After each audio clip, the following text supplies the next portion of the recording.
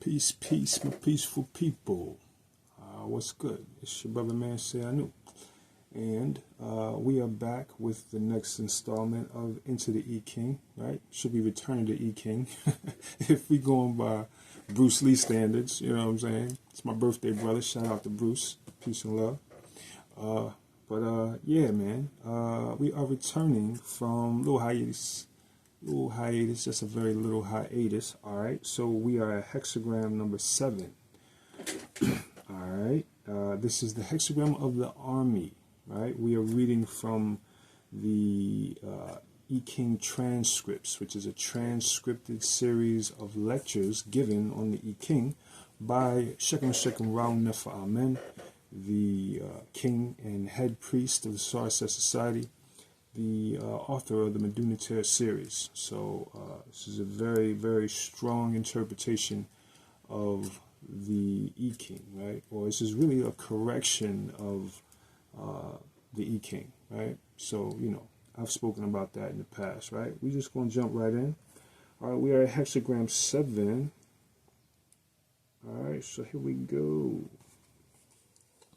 Let me just say this too. Yeah, 7, right? So hexagram 7, this is the army, right? So, you know, there are a little bit misconceptions. So it's good I'm doing this right now. You know what I mean? If you see my man, you know, Stickman and,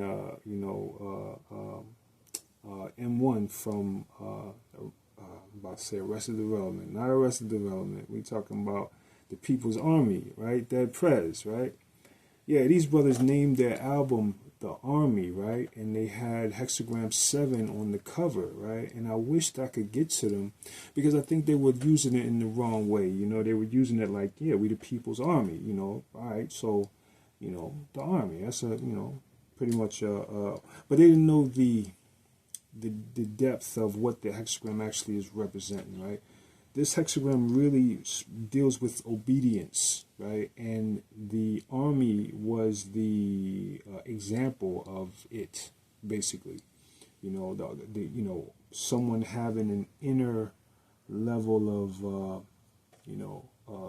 danger, right? Or even, you know, ignorance, right? But yet outwardly must be submissive, must show yielding, right? So that's what this hexagram is all about, right? We're going to get into the details, right? All right, so here we go. Right, so you see them brothers, you know, let them know. If they don't already know, they probably already know that by now. I don't know. You know, they, you know, conscious brothers. But, then, you know, whatever the case, you know what I'm saying, get this information to them. All right, here we go. Reading from the text, okay? Wilhelm, 7th hexagram, Shish, the army. Military strength is stored up in the mass of the people, invisible in times of peace, but always ready for use as a source of power. The attributes of the 2 hexagrams are danger inside and obedience outside. Right? Khan on the bottom, which represents inside, so that's danger inside, Khan. And obedience, which is kun on the top, on the outside. The Taoist commentary on the army is very interesting. Outside, the army is obedient, meaning kun, meaning that the person who is part of an army must be externally obedient. He must say yes, sir. Inside, you are dangerous, though. You mumble how you would like to get that sergeant up in the alleyway and show him who's the man. Right? The oracle is saying, I don't care how you are inside, just be obedient on the outside. Right. So it's the basic, right? Some people are not at that particular station in life that when put in a situation, okay, yeah, we're back to the cutoffs, right? This is a portion where it's a little bit cut off on this page, but it doesn't look like it's too much after that. All right, so we're going to have to figure out the cutoffs, but don't worry about it. We're going to get through it. Okay, so some people are not at a particular station in life that when you put them in a situation, or that when put in a situation, they are not ready to be obedient from within, because those things that have not yet taken place within them, they don't understand. The hexagram is Khan, beneath, kun. Khan is the sign of ignorance. That is the bottom trigram. On the top is kun, the receptive, the yielding, that which is docile, that which is obedient. And beneath is that which is ignorant, hence dangerous. These are qualities that make up the mass of the military. The military need not know the strategy and the reasons behind the strategy and the why this tactic is being used. When you get the 7th hexagram, you are in a situation where it is not important for you to know the whys and therefores of what is being done. That is important when the oracles tells you that that is important for you to know that. The I Ching, this is second I'm talking now. We're talking. So he's been talking for the last paragraph. Forgot to tell y'all. The I Ching shows you how to become different characters. If every time you got a hexagram and you decided to live that hexagram, you would break up your crystallized state of being. That's deep, right? You know, again, characters, right? Different, emotions, different thought processes, different ways of behavior for each hexagram, right? Very much like the tree of life, right? The tree of life shows you that there are different things inside of the spirit that you must now become in order for this situation to go harmoniously, etc., etc. So we can't just be one way. We can't be just crystallized in one particular way of being. We have to be, nimble, right? We got to know what's there and know how to access it, right? Know what I'm talking about, the parts of the spirit, right? The parts of the being, right? And know how to access them, etc. All right. Because at every turn, you have to become a different character. And for you to succeed through the 7th hexagram, you have to become the kind of person who says, okay, fine, I will do it. But I don't have to know why and the wherefores and how and the strategies and the tactics. All I'm going to do is simply follow and don't complain. Do your job. That's it. When you get this hexagram, the oracle is telling you that you are dealing with things like, things that are above your head at this point. Just follow what you are being told to do. To the text. The judgment, the army. The army needs perseverance and a strong man, good fortune without blame. Back to Shekel. Here somebody is imposing rule upon somebody. The explanation is not important. The why is not important. Here the oracle is being crude and is being tactless. Back to the text. First line, an army must set forth in proper order. If the army is not good, misfortune threatens. Back to Shechem. Order is imperative here. Back to the text. A just and valid cause and the obedience of the troops must be well organized. Otherwise, the result is inevitably failure. Back to Shechem. Order, a just and valid cause, and obedience is the key elements of the first line. If you are a soldier, you are being told to be orderly, to get to know your objective, or have a clear idea of what you are being told to do, and be obedient. I want you to understand, most American people fail when they get this hexagram, because most Americans do not know how to submit to being told to do this and do that without understanding the whys. That's truth. I'm one of them, pardon me.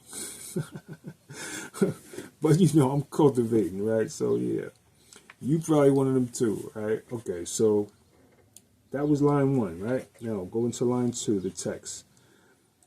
In the midst of the army, good fortune, no blame. The leader should be... the leader should be in the midst of his army, in touch with it, sharing good and bad with the masses he leads. This alone makes him equal to the heavy demands made upon him. He needs also the recognition of the ruler. Back to Shechem. Here you are given a bit of insight on how to evaluate a leader of an army situation, or how to exercise proper leadership. Either case, if you are not a leader in a particular situation, you are being told how to recognize and evaluate your leader. And if you are a leader, you are being told how to be a good leader. In this hexagram, at every point, you have to ask yourself, who am I in this situation? Am I the leader or the follower? because the counsel is given to both leaders and the followers. Here, the leader has to be a person who knows what the followers are living. He must be in touch. He cannot be a person sitting in the university somewhere telling black people living out here in the streets how to live. Here, the leader has to be the one who has lived or is living the life of the people that he is working with, who has gone through the same problems that you have gone through or are going through. So he knows exactly what's going on. That's self-explanatory. Right? Third line, back to the text. Third line, perchance the army carries corpses in the wagon. Misfortune. Here we have a choice of two explanations. One points to the defeat because someone other than the chosen leader interferes with the command. Back to Shechem. That is only the basic meaning of this line. A follower has taken over command of the army. Okay? All right, so here it's a strange situation, right? Here's a bit of an anomaly, okay? In this situation where a follower is not listening to the teacher, so there will be corpses, right? Right, so this person should be following, but he's not listening, okay? You know, again, the third line in the hexagram is a conflictual line. This is when, you know, this is a place usually in most hexagrams where there's going to be some level of contradiction to the main theme of the hexagram. So here we have, you know, in the hexagram that deals with obedience, we have someone who's not being too obedient. All right, meaning that there will be casualties, right? Corpses he was talking about. There will be casualties, things will be lost, you will make errors, things will mess up. Right? Doesn't go in too far on that one. Right there he leaves it, right? So, fourth line, the army retreats, no blame, in the face of a superior enemy. Back to Shechem. That word, enemy, be very careful. It means the face of a superior obstruction, a superior obstacle. You have taken a bit more than you can handle at this point. You have taken on a bit more than you can handle at this point. But the retreat must be orderly. Unlike the fifth hexagram, where the opposition must be overcome eventually, or gradually, here you're being told not to fight it. Leave it alone. You can't handle it. Right? But what happens here is that this is not the retreat of the 33rd hexagram. Let's take a quick jump to the 33rd hexagram where we have Chien above and Ken below. We have the heavenly strength above the mountain. Here, the governing line is the fifth line. And we have the strong man retreating from the weak man. The strong, in this case, the sage, etc., retreating from the inferior because the inferior is not ready to understand the way of the superior. Back to the fourth line of the seventh hexagram. That which is ignorant inside and weak outside is not able to handle the external situation. Oftentimes you might come across similar concepts in different hexagrams, but you have to get into the trigrams. Then there are things like the nuclear trigrams, right? Okay, he's talking about the lines in between, right? Like nuclear trigrams are lines 2, 3, and 4, and lines 3, 4, and 5. Right? These make the inner trigram. Like, so it's like, you know, you have the trigram on the bottom and the trigram on the top, and then you have the inner trigrams, the ones that, you know, without the top line, the 3 lines here and the 3 lines next that go before the top line. Those are nuclear trigrams. All right. Then there are things like nuclear trigrams. But just dealing with the lower and upper trigrams, we have Kun above Kan. The upper trigram is the outer. We are showing you what you are showing to the world, what you are confronting the world with. The top trigram is that what you are confronting the world with. The inner trigram is what's really inside of you. Imagine somebody who is really weak on the inside putting on a show of bravado on the outside. What a person shows externally need not be what that person really is internally. That is the whole basis of the two set of trigrams of the I Ching. What you show the world outside at a particular moment in life and what is really happening inside. The seventh hexagram has to do with ignorance and inside ignorance, and externally there is weakness. It is the inner ignorance that causes the collapse. Okay? Fourth line is the line of the minister, the advisor to the king. That's in all hexagrams, right? It's talking about I Ching structure, right? Okay, so in this particular hexagram, the weakness and ignorance of this hexagram cannot serve as advisor to the king, so the king gets the wrong advice. The king is too weak, the fifth line, because the fourth line cannot give strong advice, so the army must retreat, but orderly. Okay. All right, so yeah, so this is, at the fourth line, there's a problem because, the army must retreat, right? The army retreats, no blame, in the face of a superior enemy. The enemy is superior because the advice here of the fourth, right, the minister, is not good. Leaves the army at a weak position. Back to the text. Fifth line. There is game in the field. It furthers one to catch it. Without blame, let the eldest lead the army. The younger transports the corpses, then perseverance brings misfortune. Game is in the field. It has left its usual haunts in the forest, and it is devastating the fields. This points to enemy invasion. Energetic combat and punishment are here thoroughly justified, but they must not degenerate into wild melee in which everyone fends for himself. Despite the greatest degree of perseverance and bravery, this would lead to misfortune. The army must be directed by an experienced leader. Back to Shekel. Here we have a situation where punishment needs to be given out in this particular line. You are punishing someone who has initiated a transgression against you. Here we have a conflict, but in the case of the oracles, in this case, the oracle says to punish the wrongdoer, don't meet him halfway. He slapped you, give him the back of your hand, but don't let it degenerate into a melee. First, go to the elder.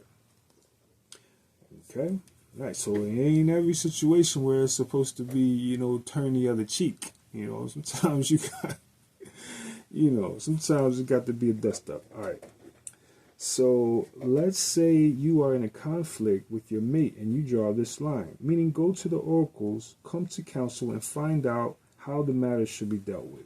The oracles might give you the gentle wind. Go home and talk to your mate. You say that it says to be Tehuti, meaning aggressive, right?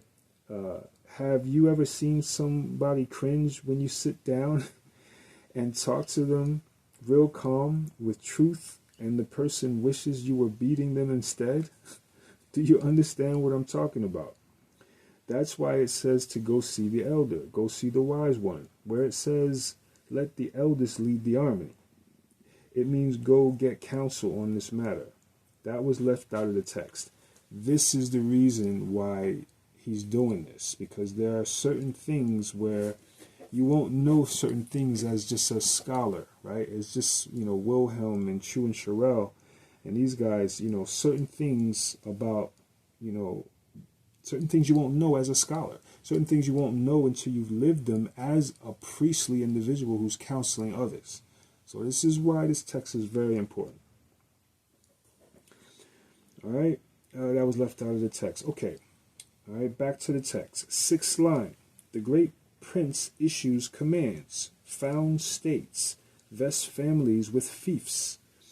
Inferior people should not be employed. The war has ended successfully. Victory is won, and the king divides estates and fiefs among his faithful vassals.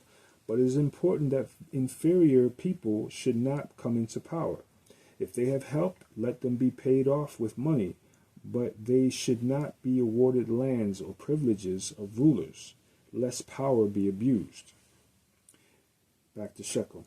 That is deep. When working with people when people work together in an enterprise, don't award everybody equally. Go to the oracles, seek counsel, and find out the superiority and the inferiority in terms of spiritual condition of each person. The inferior ones, those who are not suited, might become corrupt. Pay them off with money and send them away. Pay them off, award them well, but do not give them positions of power. That is very important. That is why many organizations fall apart. When you are involved in a struggle for something, those who excel in the military part of an enterprise may not be the best ones to administer. Soldiers do not necessarily make good administrators. They might not necessarily. Okay. Question. Is that what happens after a presidential campaign when people are awarded with administrative positions? Answer, yes. And that's why things fall apart. End lecture. Okay, so that's the end. End of Hexagram 7. Alright, so let's go to the Praxis to continue to break that down.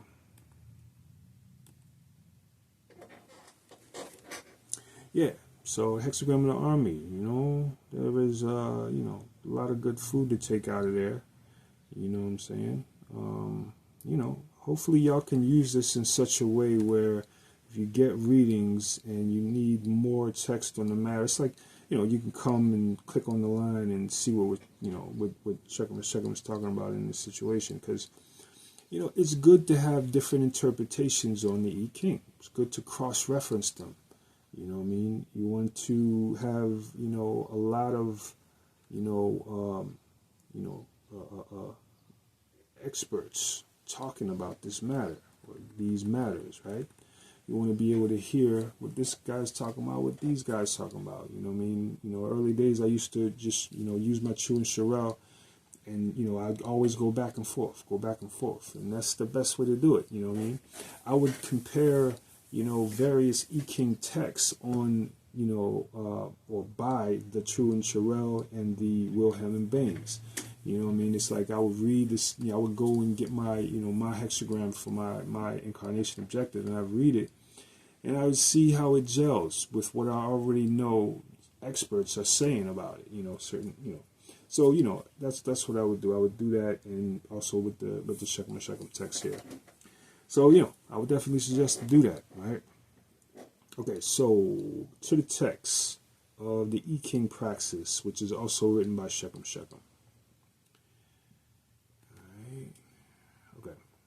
According to Taoist life science, an army, this is the judgment, okay?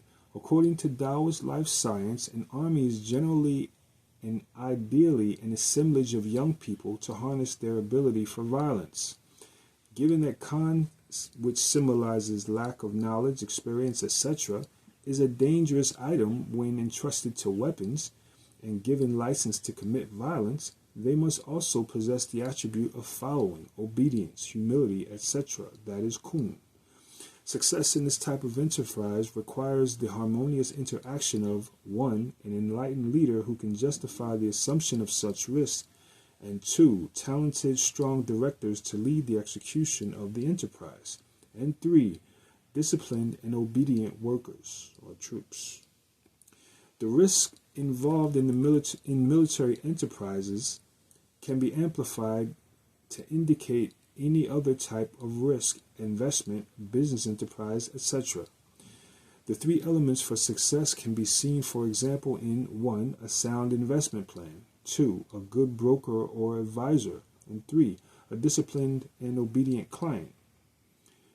1. A just war. People cannot be asked to risk their lives to jeopardize their psyche and spirituality by killing others, to jeopardize their life, dreams, etc. without justification. 2. Competent military leaders. And 3. Disciplined and obedient soldiers. Failure by the leadership to establish these 3 requirements can lead to mutiny, civil disobedience, and military or political defeat. Even if victorious in battles, the war will be lost. The leader must combine within himself or herself inner and outer strength and enlightenment. Okay. All right, next paragraph. One can also receive this hexagram in situations that don't involve the above characteristics of danger. From the concept of running an army, one can derive the concept of rank and regimentation. Thus, we may receive this hexagram for a situation in which rank must be respected. It matters not that the private has more inner worth or knowledge than the sergeant. He has to obey without questioning. This could be any job as well, and the people therein, right? Leadership, workers, etc. Right? He has to obey without questioning. The same holds true in the relationships between children and parents, employees and employers, etc. The same applies with disclosure. She represents disclosure based on a need to know based on your rank. From the Army, the concept of regimentation and organization structure can also be derived. Thus, you may receive she when your success depends on adhering to a regimen, meditation, schedule, exercise, diet, etc., whether you understand it or not. All right, so I'm going to skip over the complementary relationships, go straight to the lines, right? Line 1. This line represents the beginning stage of a high-risk enterprise or the training of youngsters of the spiritually uncultured. Let me run that back. This line represents the beginning stage of a high-risk enterprise or the training of youngsters or of the spiritually uncultured. Pardon. It is here that three elements, justification for the program or enterprise, a strong commander, and systems of order, regimen and ranks, and the measures to exact obedience must be put in place. All problems that can occur along the way and ultimately failure can be traced to the failure to properly put these into place. Right. So this is the line in many of the other texts that reads, to set forth without order is disaster, that type of thing. Right. So this is the order we're talking about, right? He breaks that down. All right. So line 2. As an added incentive to the directors of a dangerous enterprise and the people carrying out the work or struggle, the leader must make sure that he or she and the directors are seen by the people to be sharing in the risks. The leader must also institute a policy that impartially confers recognition to all who excel in the enterprise. These must be in the form of promotions, honors, etc. In bestowing such recognitions upon individuals, it is important to recognize the team effort that made the individual excel. Yeah. So this is, the leader must be seen as in the army, right? You know what I mean? Like, how many of you have been on a job where, the leader sits back and he's, and you never see him, out on the floor, wherever it may be. You never see him in the thing. You just hear about what he said through various managers, etc.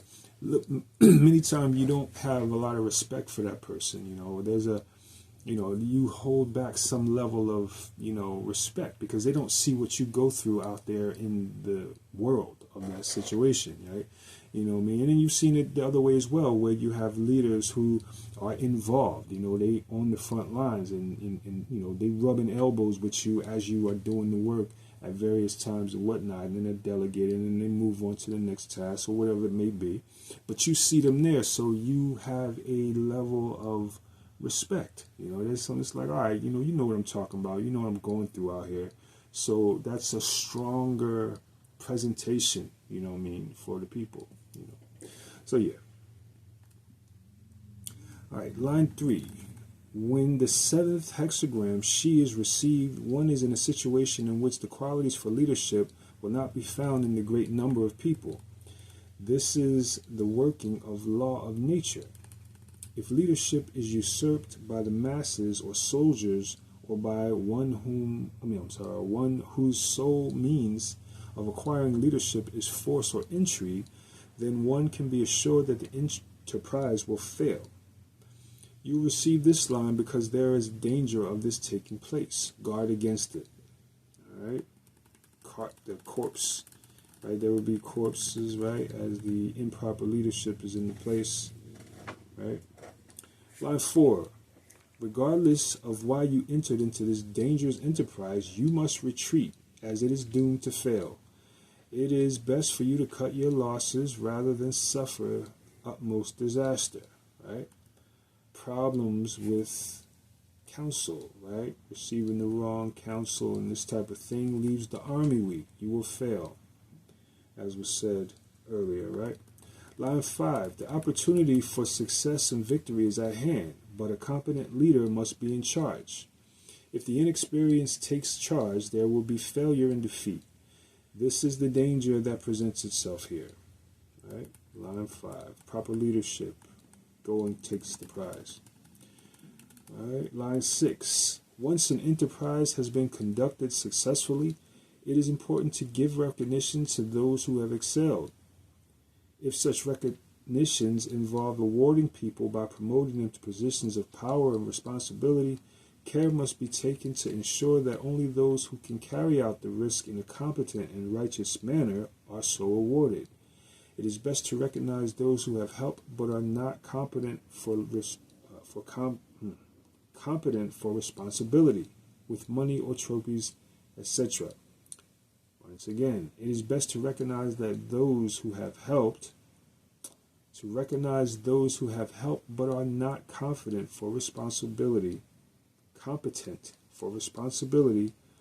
with money or trophies, etc.